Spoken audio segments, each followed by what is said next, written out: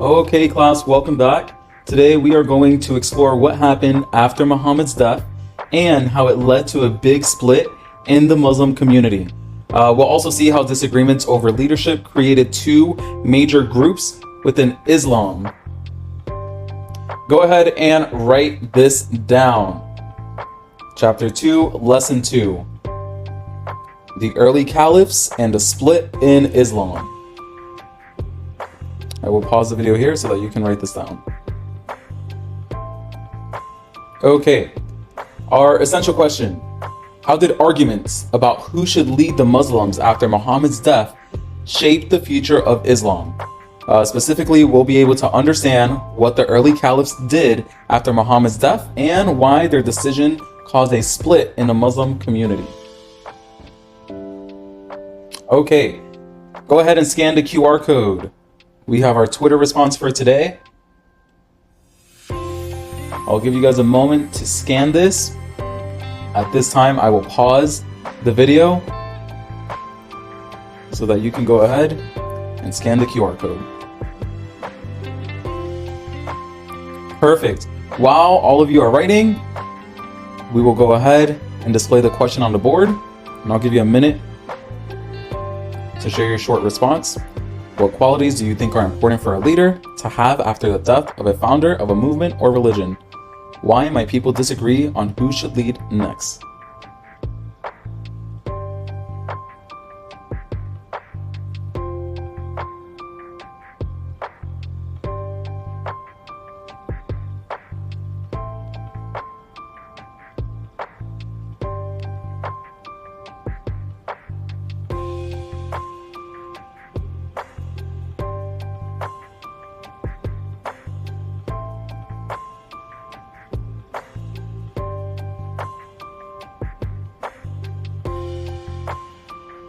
All right, let's pause the video and talk about it as a class.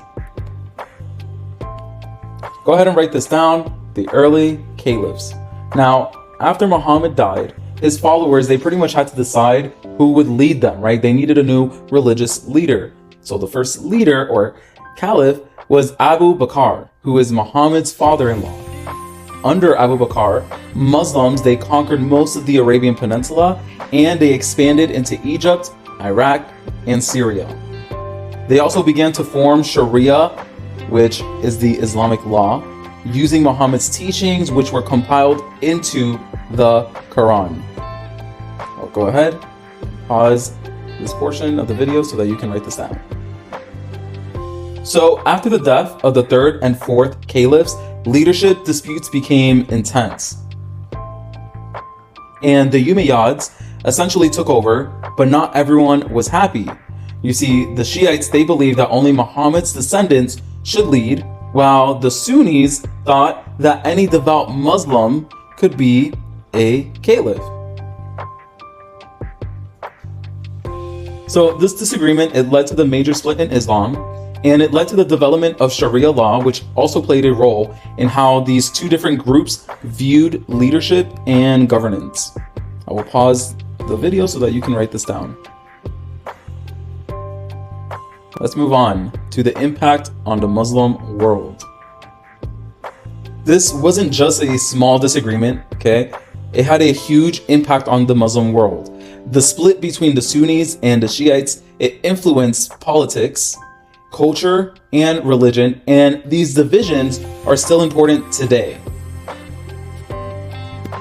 The Umayyad Caliphate further expanded this division by consolidating power and introducing new practices that shaped the Muslim world. To sum it up, after Muhammad's death, his followers couldn't agree on who should lead them, right? Which led to the Sunni-Shiite split.